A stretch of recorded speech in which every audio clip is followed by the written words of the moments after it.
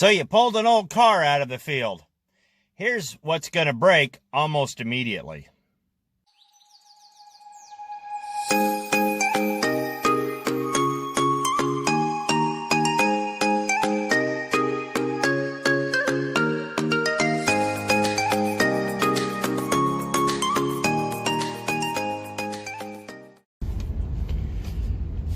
If any of you guys have been following along of what we've been doing with this Crown Vic, you know, it sat quite a long time. And sitting for a car out in the elements is, well, even in a garage for an extended period of time, is absolutely detrimental. It's almost worse than just wearing the car out. And I'm going to show you what's going to happen with these cars. We're going to go over the car, and after driving it for a couple of months, I'm going to show you what's happening. You're going to have all sorts of interesting things, and so let's head off to the car wash, and I'm going to pop the hood, and we're going to show you what's going to happen there, and then I'll show you some more stuff. So let's start with the obvious. What's going to break and what's going to come off. As you saw, it was the paint. As you probably guessed, I've touched up a bit of it, but it still continues to come off, and it's going to continue to come off until I actually sit down, sand it, and do it right. But when you don't wax your car, you don't wash it, you don't take care of it, this is what happens. The elements are horrible on paint.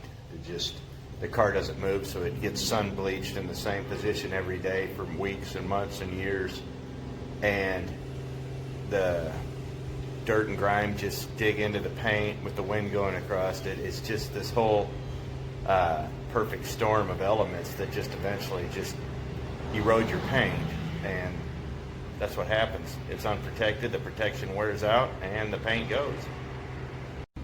As I'm looking over this engine, I'm still pulling rocks out that mice brought in. That's another problem, and it'll lead to multiple problems. I've cleaned this engine multiple times, and I'm still pulling out grass. But another thing that's going to start happening is your seals will start leaking. In fact, there was a little wetness here around the valve covers, and the valve cover and the oil pan will be the first things to start leaking, probably followed shortly by your front timing cover. That just seems to be universal.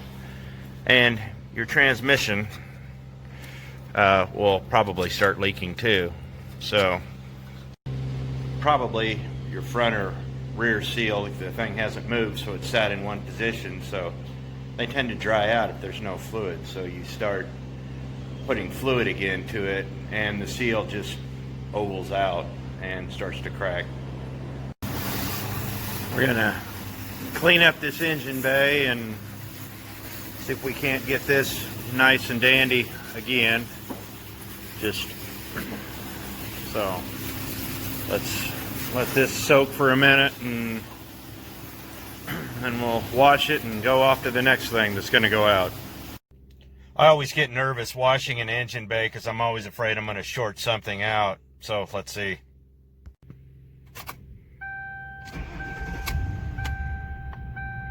Well, no lights yet, other than the airbag light, so we're good. Now, you probably all think I wash my cars a lot, and I actually do.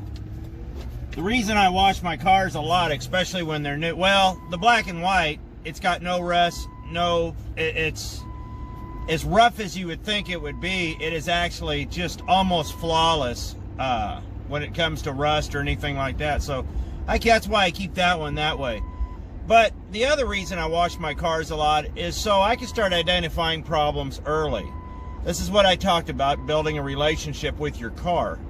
And so, you know, when I get home, I'll wash it once or twice. After I drive it, I'll start looking for leaks. I start looking for things that are loose, things that are broken, things that are coming off. And if you keep a little regiment like that, that actually will help you in the long run. One of the things you saw us change out in this car was the interior. And that wasn't just because of all the rat crap. Well, true, we did get a good deal on new seats all the way around. From sitting, not only had it faded, but it had made the material very brittle. If you don't sit and flex this stuff, it just dries out. All the flex just dries out of it. It loses its, elasticity. And when it loses its elasticity, I'll say that fast 3 times, it ends up cracking. And the driver's seat would have been the first one to go. I would have split it down right down the side because that's always the weakest spot. So I would have cracked out the driver's seat. The guy I sold the seats to, he knew all that. They took them, they cleaned them, they reupholstered them. It's riding around in a 51 Pontiac. It's pretty cool. That'd be nice to see it someday, but he's up in Salina. But I digress. The interior was changed for a very real reason, because we needed an interior with some elasticity to it, and one that, well, didn't stink. But that aside, we knew this interior being out of a fresh car, it was going to last. So that's another thing that's going to crack on cars that are sitting. That and the headliners. We got lucky on this headliner. It hasn't fallen. But a lot of times when there's extreme heating and cooling and the air's not moving, this glue will just start cracking. And truthfully, when this headliner starts to go, it's going to go all at once. Had to stop and take a minute to put the truck on the charger. For some reason, the battery's dead. So, had to get that going. So hopefully we'll get that started here in a minute. Another thing that people often overlook, or they ignore because they think they got time, are tires. If your car's been sitting more than about 6 months or a year, and the tires get weather checked and all that, it doesn't matter how good the tread is. They're going to blow out. They're not going to last very long. If you have a brand new set of tires and the car sits for 2 or 3 years, it's change them. You know, you'd rather spend $400 or $500 on a new set of tires than wreck the car or tear up something that you just spent the last year fixing or trying to get going. It's a good investment, and it's a good safety thing. If your car's been sitting that you pull out, it doesn't matter how good the tires look, they're rollers. When you get it home, you get ready to drive it, change out the tires. And while you got it, change out the brakes, because chances are the brakes are going to be dried out, and it's just good safety. And it gives you a chance to check out all your brake cables and lines and whatnot, because even though the mice haven't chewed all the way through it, there's a good chance they've chewed on them, and there'll be some weak spots. So the car's been sitting, that's something that's going to break. So it's always good to check that out.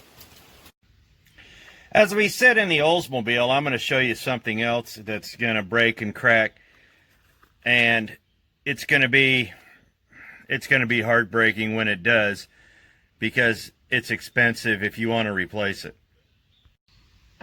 When cars sit, plastic trims become very brittle. This one right here, I mean, it just, if you start touching it, it just turns to powder.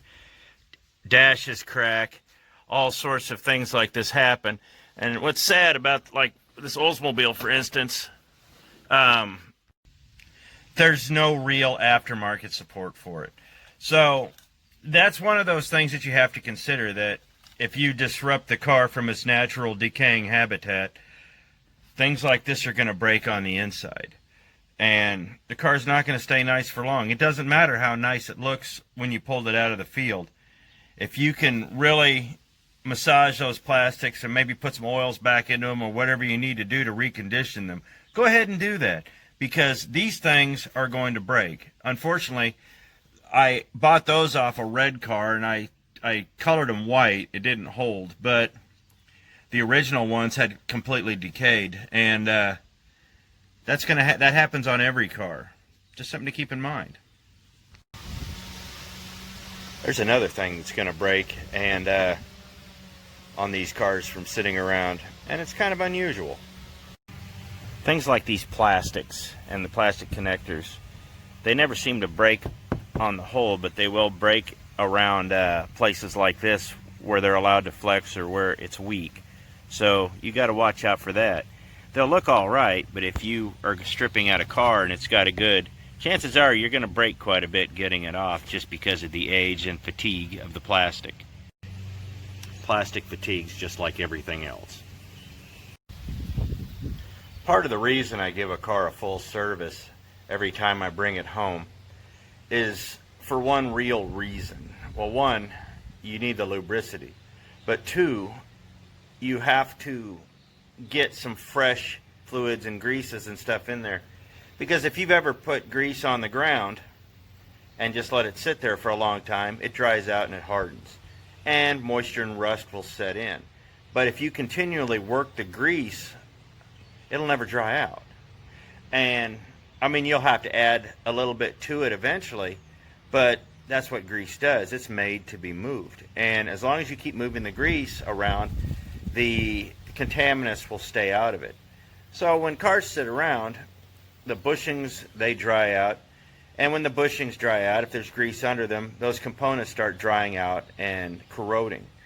And so when you pull a car out of a field, that's something you have to be very mindful of, because you might get a year out of it if you don't grease it. You might fire it up, start driving it, and you're gonna break a ball joint, you'll break a tie rod, you'll break something in the front end, and you'll probably start leaking out of your rear axle housing. That's happening on the Torino from sitting, and so you have to reseal that. And it's just, there's a lot of different things.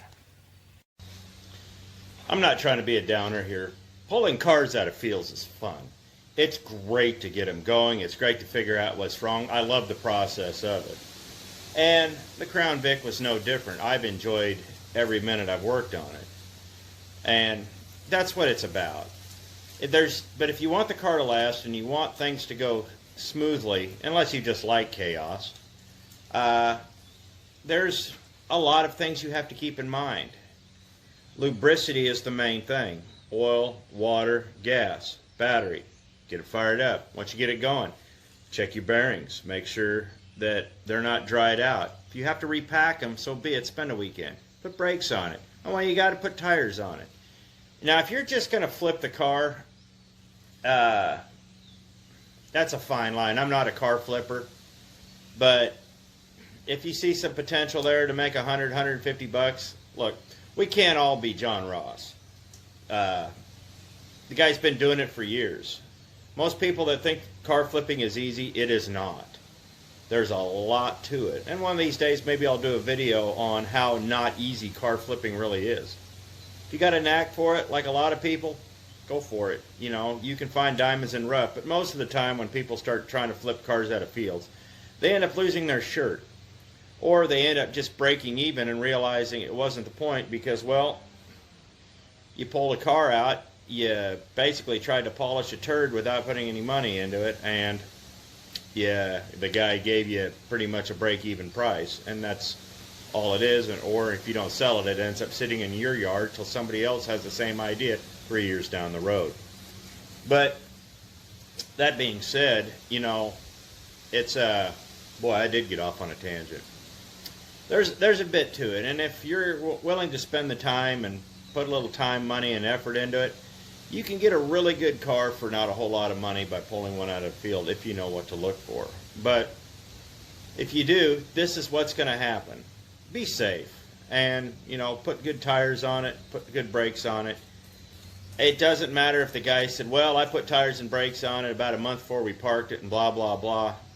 That was that was 3-4 years ago. The cars sit, they've rusted, they've corroded, they've dried out. Go ahead and change them for your own peace of mind. But the important thing is have fun. And I just wanted to show you what's going to break on these things, you know, in the first few months. And I'm starting to have a few funny little things with that, but nothing serious. So you're either going to get really lucky or it's going to be a complete basket case. But there's never really too much in between. So I hope you like this video. I hope I can bring you some more good content. Thanks for watching, and we'll see you next video.